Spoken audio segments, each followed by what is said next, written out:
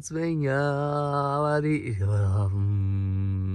legnana.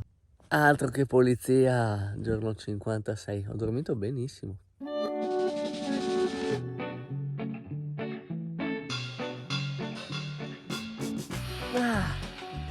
Sono quasi le 8 oggi, ce la siamo presa molto comoda. Adesso sbaracco, tempo 20-30 minuti, considerando che mangerò anche qualcosa, e partiamo. Non dobbiamo fare tanti chilometri, penso un 10-15, dato che domani dobbiamo arrivare alle porte di Avignon, ma non ancora dentro, e dopodomani invece visitiamo Avignon. Ripartenza alle 8:30 come avevo annunciato, e adesso raggiungiamo il primo paese e ci fermiamo subito in un bar, prendiamo un macchiato, una noisette, carichiamo la powerbank e restiamo lì un po'. Tanto oggi veramente è giornata super relax. E siamo a Malemort. Ed eccoci a Malemort, sembra un insulto. Ai ai, la bagnata degli interdite.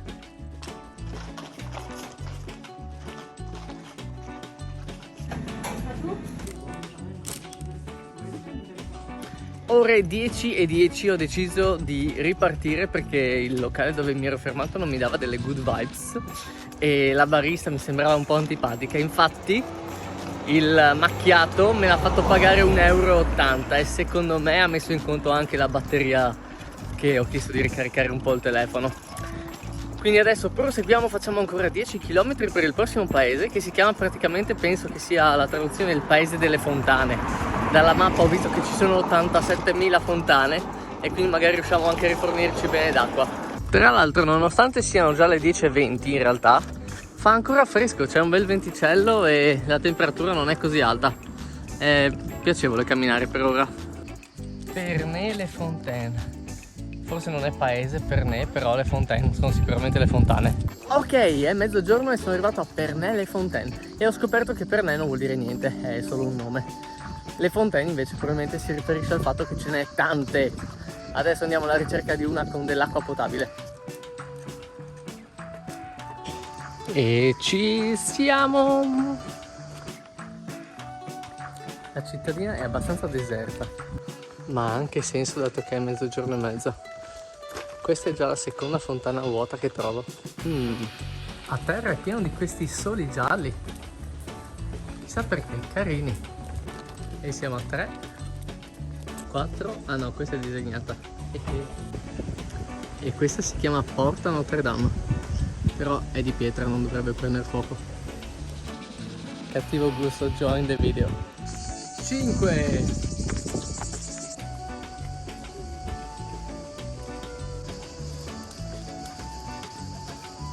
Ok, ho deciso che andrò alla ricerca delle altre fontane dopo. Adesso mangiamo. Ho trovato questa bella panchinetta all'ombra. Ok, 1:30, sono stufo di star seduto. Andiamo a cercare altre fontane.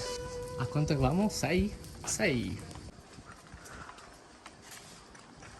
7. 8. 9. E questa non è neanche potabile. Come può non essere potabile se non c'è l'acqua? 10. 11. 12.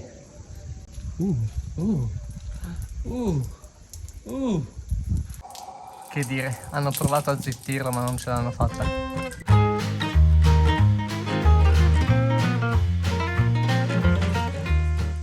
Missione compiuta. Dopo sole 17 ore ho riempito ben 3 litri d'acqua. Adesso possiamo andare a cercare un baretto dove sederci per il resto del pomeriggio. Fa un caldo.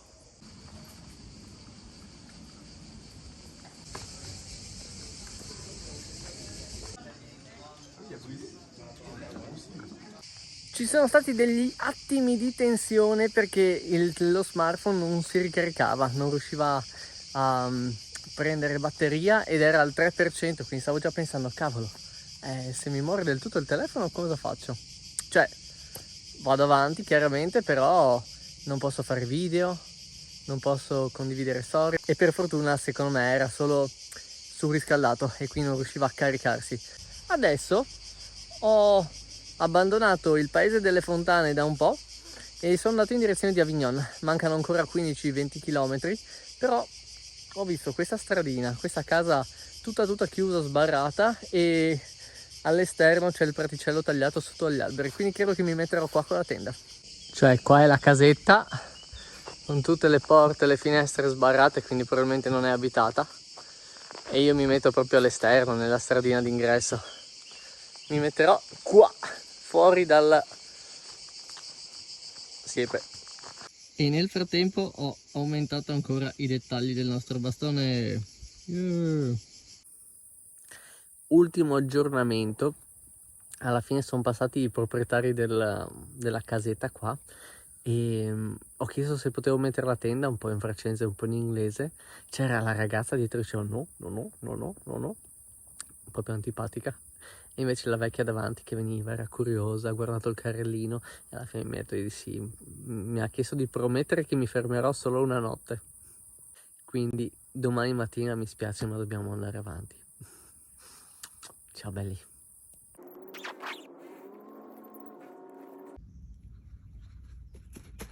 Giorno 57. Buongiorno, ciao bellissimi. Alla fine ieri abbiamo fatto un po' di chilometri, quindi oggi possiamo farne veramente pochi. E siamo praticamente ad Avignon. Domani ci fermiamo ad Avignon e anche dopodomani sarà la prima tappa abbastanza lunga in Francia, così riposiamo un po'. E quindi oggi andiamo giusto in un paesino e poi ci fermeremo poco prima proprio della città. O forse entriamo in città e cerchiamo un parco o un qualcosa, però non so, mi puzza un po' come cosa. Forse è meglio non entrare proprio ad Avignon.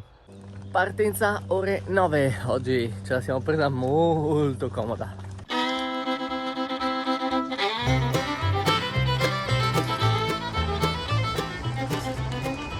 Ore 11:20 e ho raggiunto Saint-Saturnin-les-Avignon, che non è esattamente un paesino, mi sa che è già considerato periferia della città, perché non vedo un centro paese o un termine del paese, mi sa che è tutto collegato ormai. Sarà difficile stasera trovare un posto dove mettere la tenda.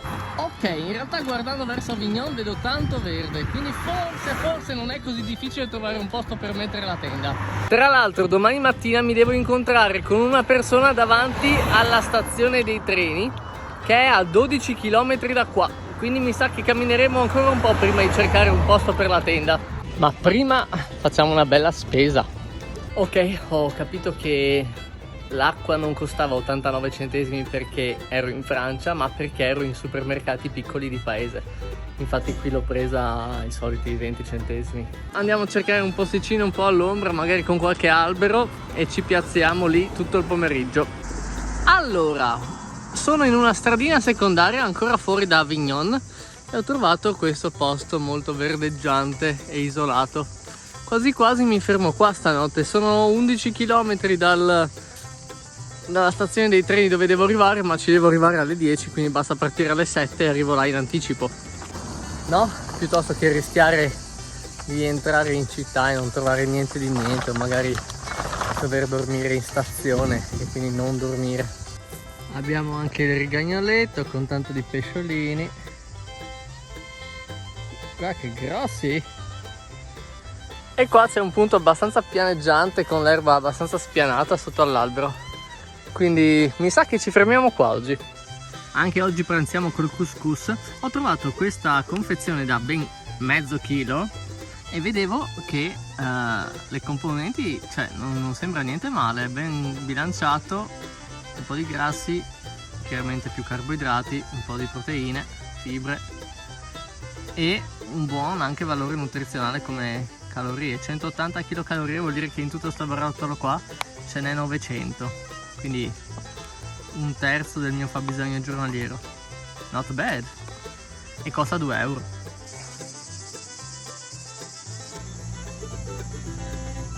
Ok, sono le 7 e è arrivato un bel nuvolone che ha rinfrescato, non credo che piova. Ritiro ciò che ho detto, stavo raccogliendo more quando ha iniziato a gocciolare, quindi mi sa che montiamo tutto, prepariamo come se dovesse piovere e poi raccogliamo altre more. Buonanotte. Penso ci siano delle civette qua sopra. È quasi l'una e non riesco a dormire, c'è un vento che porca miseria. Tra un po' volo via io e la tenda.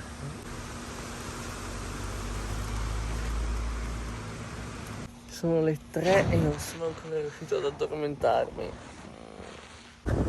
Buongiorno bellissimi, sono le 6:30 del giorno 58 e ci accingiamo a entrare ad Avignon. Adesso andiamo a incontrare una persona che è arrivata col treno e c'è un'enorme sorpresa, ma ve la dirò alla fine di queste 2 giornate ad Avignon. E ci siamo, si varcano le porte e ancora una volta andando a casa siamo finiti sul Cammino dei Canali.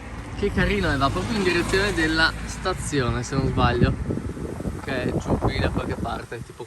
Che bello, ho incontrato Farid, questo ragazzo che sembra trentenne, mi ha detto che ha viaggiato in giro per il mondo a piedi e in bicicletta. Pensate che ha 48 anni, cioè pazzesco, sembra che ne abbia 33, 34. E nel frattempo abbiamo raggiunto la cinta muraria di Avignon. Ok, entrato in paese, la prima cosa che mi colpisce sono tutti questi manifesti, cartelloni, volantini, sono ovunque. Non so se è una cosa normale o se c'è un qualche tipo di manifestazione adesso. Hello! Sono le 11:30 e il treno della persona che mi deve raggiungere è in ritardo di 80 minuti, quindi sono andato a fare la spesa e adesso andiamo nel posto dove alloggeremo le prossime 2 notti a prendere le chiavi e a iniziare a cucinare una carbonara.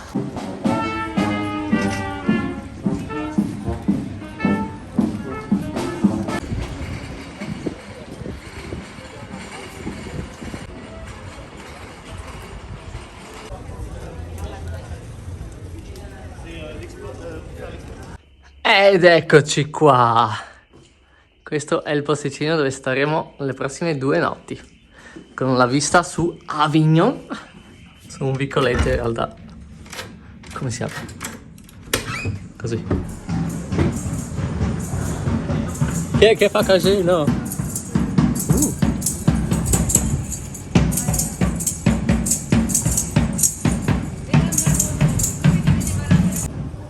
Pensavo fosse un posto tranquillo. Questo è il bagno, piccolino, ma c'è tutto.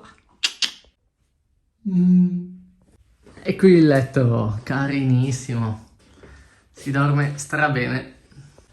Bello, bello, sono contento. Così riposiamo un po' dopo questi primi 12 giorni in Francia, quasi sempre in tenda. Ci voleva. Ciao bellissimi, giorno 59.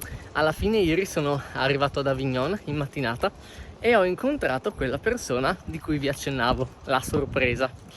E praticamente andando direttamente al sodo, la mia ragazza ha deciso di fare la seconda parte del viaggio insieme a me. Quindi adesso non sarò da solo, ma fino a Finisterre i prossimi 1400 km li farò insieme a lei. Lei non vuole essere ripresa, quindi non la vedrete, ogni tanto la sentirete brontolare. Alla fine ieri abbiamo passato il pomeriggio a visitare un po' Avignon, abbiamo guardato un po' la città, abbiamo scoperto che c'è un festival che si chiama Festival Off. Praticamente è pieno di spettacoli teatrali di artisti da tutto il mondo e ci sono manifesti ovunque. La città è coloratissima. Ecco, ha detto che da dietro la posso riprendere, quindi vi presento Marta. Eccoci, sono quasi le 8, un piccolo aggiornamento. Oggi abbiamo fatto un po' di compere per organizzarci per il viaggio di coppia, perché adesso cambierà totalmente. Non abbiamo idea neanche noi di come andrà, ma siamo stracuriosi. Abbiamo fatto un po' di spesa, di sandali per Marta, e abbiamo preso un materassino che speriamo entri dentro alla tenda monoposto che abbiamo insieme al mio. E anche un bellissimo impermeabile molto simile a quello di Zanzi, arancioncissimo, che però ha un'ottima protezione dall'acqua, quindi dovrebbe bastare, soprattutto nel nord della Spagna dove mi dicono che pioverà tanto, o è molto probabile che piova.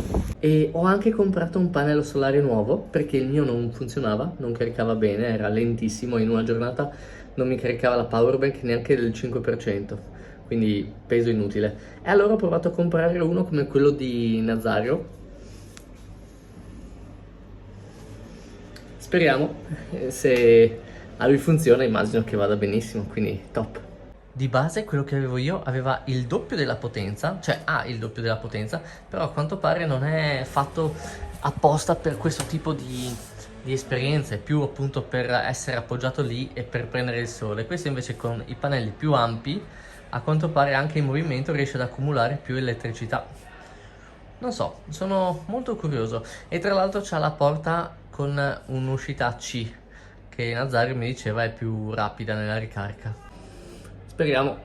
E tra le varie compere ho preso anche una borraccia con filtro che praticamente permette di bere acqua anche raccolta dai fiumi, dai laghi, dai torrenti, perché la purifica. Quindi diciamo come emergenza, in estrema necessità, abbiamo anche questa. Adesso credo che passerò il resto della serata a riorganizzare lo zaino, a sistemarlo per bene.